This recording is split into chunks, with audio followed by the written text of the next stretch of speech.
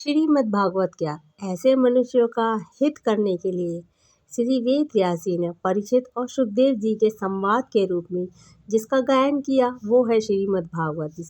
इस ग्रंथ की श्लोक संख्या 18,000 है। इस भवसागर में प्राणी काली रूपी ग्रह से ग्रस्त हो रहे हैं, उनके लिए यह सर्वोत्तम अवलंबन है। अब श्रोता दो प्रकार के होते हैं, प्रवर और अवर। यानी प्रवर उत्तम होते हैं, अवर अधम होते हैं। प्रवर श्रोता भी 4 प्रकार के होते हैं, चातक, हंस, शुक और मीन। चातक अर्थात पपीहा।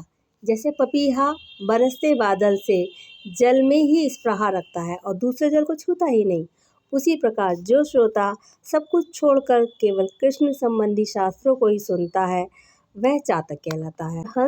हंस को आप दूध के साथ मिलाकर जल दें तो दूध ग्रहण कर लेता है, पानी छोड़ देता है। ऐसे ही जो श्रोता अनेकों शास्त्रों का सुनकर भी उसमें से सार भाग अलग करके ग्रहण करता है उसे हंस कहते हैं। शुक अर्थात तोता, जिसने भली भांति पढ़ाया हुआ तोता अपनी मधुर वाणी से शिक्षक को तथा अपने पास आने वाले दूसरे लोगों को प्रसन्न करता है, उसी प्रकार जो श्रोता कथावाचक के मुंह से उपदेश सुनता है उसी उपदेश को वो दूसरे लोगों को सुनाकर उन्हें आनंदित करता है।